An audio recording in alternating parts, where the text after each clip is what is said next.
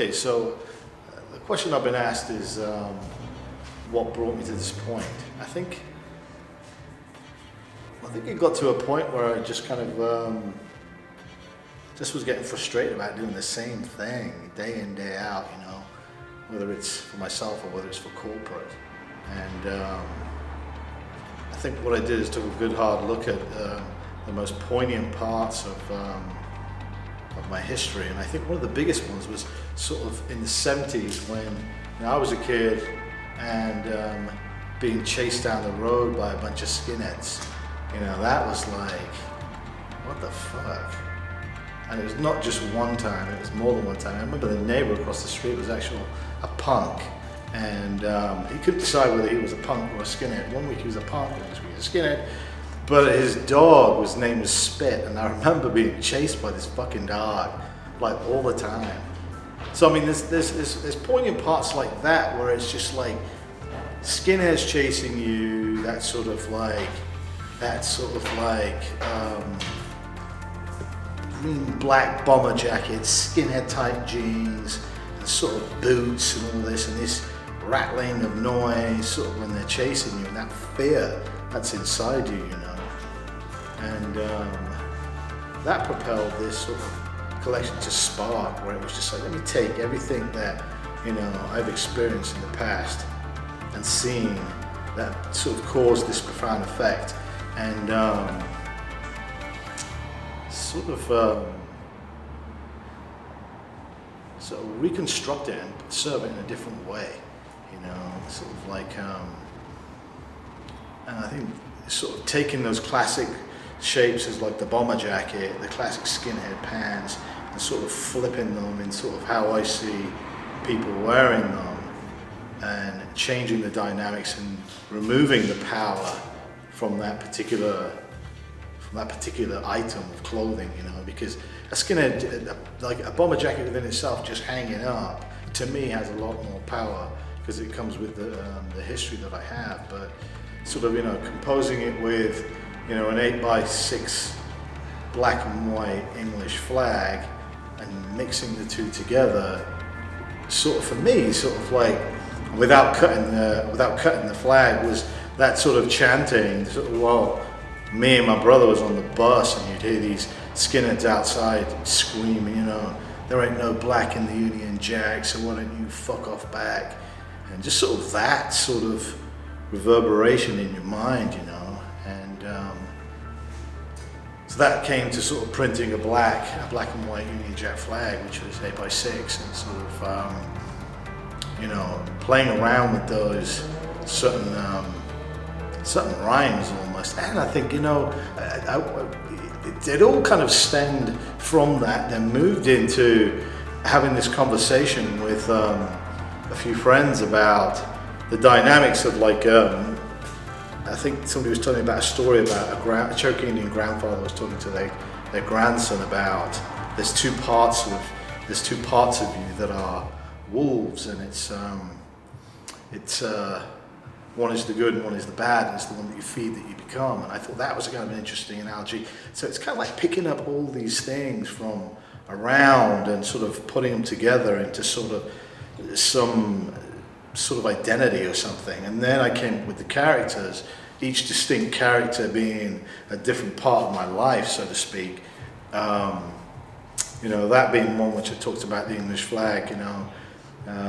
There's other ones that go in, and there's other ones that go in pretty hard, talking about, you know, the iboga, which is the experience of, you know, looking within and doing ayahuasca and stuff like that, where, you know, you're reaching in and in further within to find the answer, you know, and the answer might be the one you're looking for, or the one maybe not. But then sort of putting all those together and creating these seven dynamic characters that I named the Coventry Wolves, and each one having a distinct personality and personality trait and power, so to speak. And the way I kind of put them together was sort of they're basically protecting the seventh Sangha, which is a place of peace.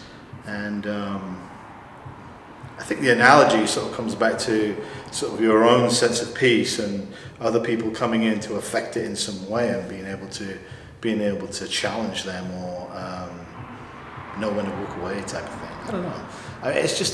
It's kind of like so many things in one that, I think like the white canvas with the slashing in it, I think was just that sort of tenderness of a canvas, but then the aggressiveness of cutting it, but then cut in such a stylistic way that sort of played around with that, and then the balance between some of the accessories where there's gold wolf heads on, balanced out with 2 together and 3 on the front, 3 on the back, and sort of having that balance there. I mean, there is a lot of conflict in the materials, the use of materials, for example, the material usage of something that stretches and something that doesn't, which is more an analogy of the mind, where people are sometimes flexible to things and not flexible to other things. So that came into play with a lot of the fabrics and a lot of the traits of sort of the performance part of putting these elements together as well, which was, I just didn't want it to be product. I wanted it to be stuff that works, stuff that functions, For instance, the front of the body of the pen is the silhouette of a pair of wolf fangs, and they're cut in a very different fabric from the rest of the fabric. And the reason doing that is that so the athlete or person inside it can actually move, and it works with the body as opposed to against it. So, there's that conflict between those two fabrics that I thought was kind of a running analogy through the product. And in my mind, when also building this too, there's I've been a lot of conflict for, in this industry that I've had, that's sort of been a bit of a struggle. And I think this has been that sort of tension building release almost, sort of clearing the mind a little bit. So, and you know what, there was something interesting I kind of picked up on, which was, the pack mentality was really interesting for me, because it was no different from the analogy of a gang. Now, I don't want to talk too much about the gang scenario, but that sort of identity or self-identity of friends and community, and sort of like looking out for one another type of thing. And then, they're creating that in their own sort of dynamic, which I thought was absolutely beautiful in some way, in knowing that sort of someone has your back type of thing, which I thought was an interesting perspective. This is text, and text is one of my favorites because, also another favorite, but it talks about sort of like those sins that people commit, or those things that people have done, sort of, along their path or along their journey that they just can't let go of. And that internal struggle for forgiveness, and there's got to be a point in your life when, it's just impossible to forgive. So how do you do that? What's the process of that? And the idea of text was to come in, was to help and push you along for that, and even ask you that question, what is it that you need to forgive? And invariably what you need to forgive is yourself. In life, that we look back and we sort of think about the things that we've done, the things that have worked for us and things that haven't, and looking for resources to help eliminate some of that, almost like cutting the ends of the history off you.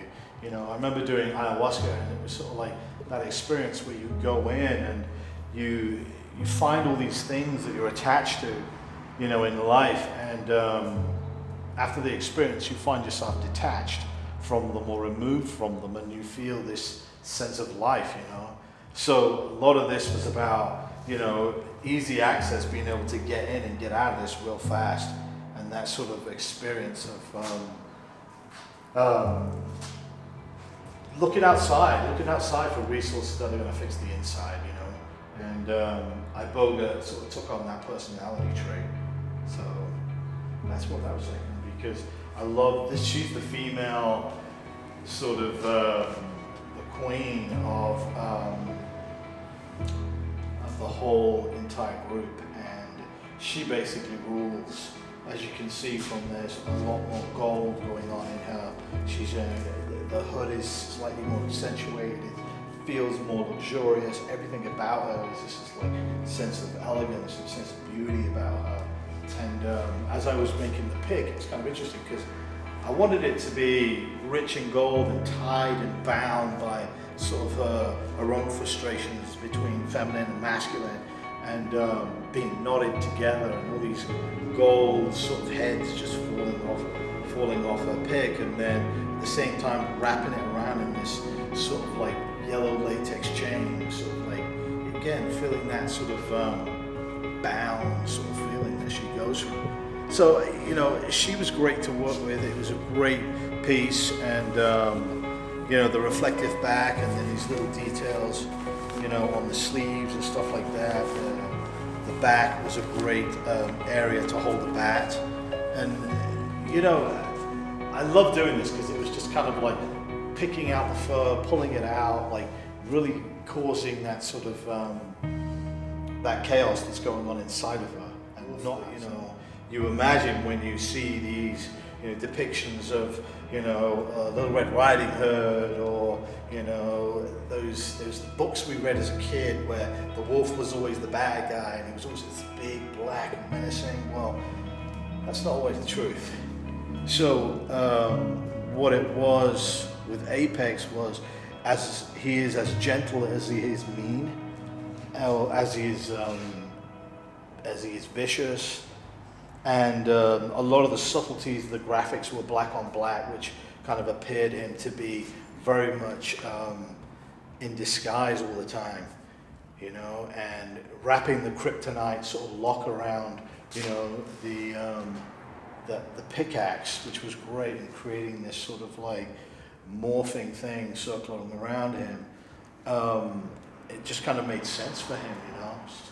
One that's completely movable, flexible, kind of lightweight, breathable, and then between this hard back body where it's waterproof and, you know, military looking, where, you know, he's become this hunter in life, you know. And just that dichotomy of those two fabrics, I think, worked really well and symbolized that part of him as well. And I think there's that part of his trait that's in us all as well, you know.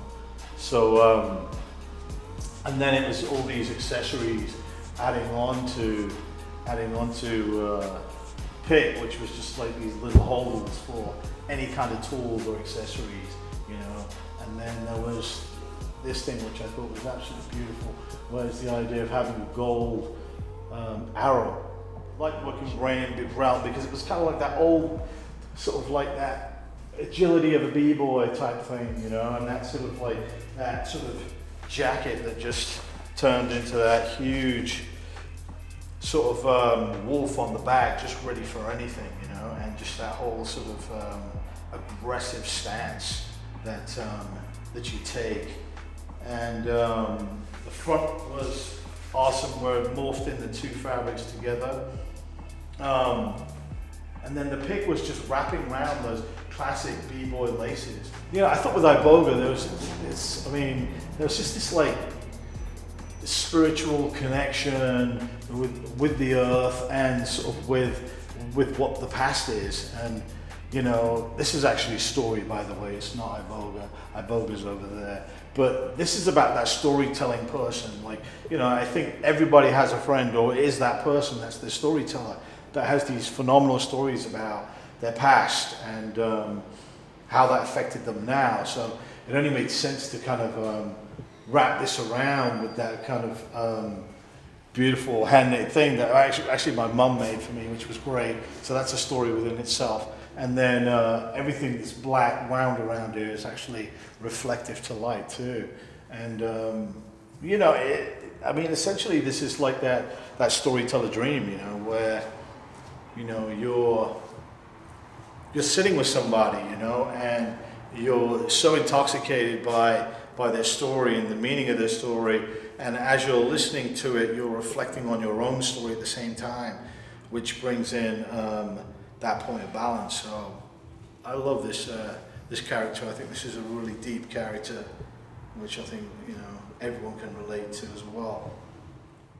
We're talking about the archetype or the person or the type of person or whatever it is that wears this product, and I think above all it's about that sort of person that sort of embodies that spirit of self, you know what I mean? Like self-aware, self-conscious, conscious, awake, not asleep, alive, not dead, and sort of that's that sort of spirit inside that this sort of that this character or this person has when you're putting this on. And that could mean from putting it on to going to a local store or to going to some sort of event, but I think it's like you're dialing in the spirit.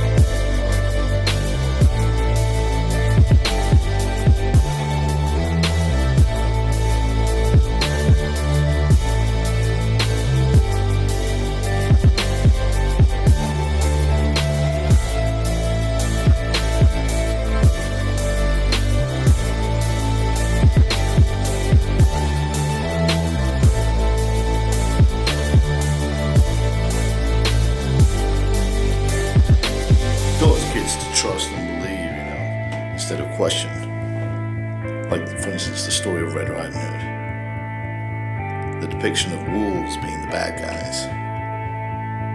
We get the opportunity to recreate the stories with our own imagination. And that's what this is about.